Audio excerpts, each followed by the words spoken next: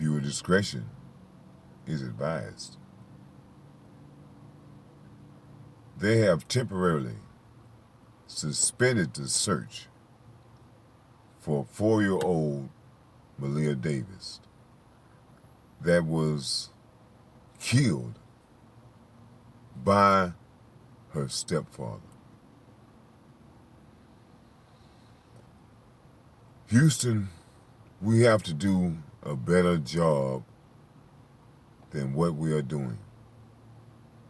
Really, because I don't know if Houston Police Department is involved in this investigation, which they should be, since this is a bigger department. But I see some mistakes that they are making in the search for Maleah Davis. They've moved the search to Rocheron, Texas. Supposed to be some place that he had a route in as I guess he was a mailman or some type of package deliverer or something, courier. But that's supposed to be one of the routes that he's supposed to take, and he's supposedly told Brittany Bowens, Maleah's mother, that if he should ever have to kill somebody and get rid of a body, he got some spots up in Rocheron that they would never be able to find the body. This lady, first of all, I don't mean to get off the subject, is that Brittany Bowens is making herself look more suspicious and suspicious as time goes on. Why didn't you say this from the beginning, if that was the case? That he told you if he ever killed somebody, he got some spots in Rocheron where he can hide a body. You just now coming out with the information. Lady, like I say, man, I don't really wish bad luck on people. But when people do stupid things, man, hey, man, you got to get it. If you'd have let your child get killed, hey, man, I'm upset about this. It's not even my child. Don't even know the little girl. But I feel that could have been my child. And I'm upset about it just as if it was my child. But back to the point I'm trying to make about the mistakes that they are making in trying to locate Maleah's body. You have these surveillance photos that they have been taking, and they have a time on those photos. You show photos where the last time you seen Maleah on these photos was on the 30th of April. Then on the 3rd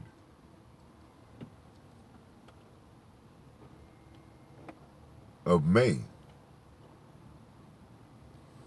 you have some more surveillance photos showing Darren the maggot Vince carrying a laundry basket with something in it that has in a black trash bag. You said on this thing it says at 1:40. So he left the place at 1:40. Now, if he was going somewhere to dispose of a body, knowing the coward that he is, with a dead body in the car, I would suspect that he would drive the speed limit. He wouldn't speed. He probably wouldn't break any laws because he wouldn't want to be stopped by a cop.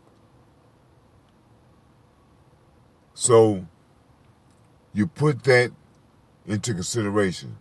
To wherever he's going, it's going to take time for him to get to where he's going.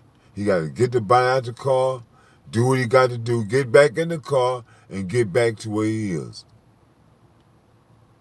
So on the next photo, you said, well, about 6:47, you see him and the child leaving again. So you never said what time he got back. You just say what time he's leaving again. So just say it took him 5 hours. That's 2 hours and a half going and 2 hours and a half coming back. And as I said, he had to get out the car and do whatever he has to do. So he didn't travel that far. Now, however far a person can travel, just say it took him an hour to do what he did. So instead of 5 hours, now you got 4. So that's 2 hours going and 2 hours back. However far he could have driven in 2 hours, going the speed limit, not speeding. Build you a radius and go from there. And you probably would, because there's a lot of woods in that area. So that would be my suggestion. But my real suggestion would be is to waterboard. Use a waterboard tactic. There are things you can do to make him speak. And I'm upset because I see police violating rights and breaking the laws all the time. But when they should be, in my opinion, breaking the law to bring about justice, they don't. So all these places that you are looking, because I'm just feeling like you're looking in the wrong place. And I'm thinking that that child is not that far. I would say look somewhere around by where that mall is or where that hospital is that he went to. One of those 2 places. I don't know if they're like in the fishing creeks or fishing holes. I don't really know this particular case, but I wish I could get in on the search. Maybe I should look into that. But I'm hoping, man, that this thing will come to an end, because it's been going on too long. Today is a new day, and I'm praying that it will be a day that will be different from the previous days. I'm praying that they would locate the body of Maleah Davis. And I'm praying that justice will be served in this case. And that people just can't say, oh, I made a mistake. Oh, it was an accident. In this particular world, there are penalties for making mistakes. Some get spanks on the wrist, some go to prison, and some will get the death penalty.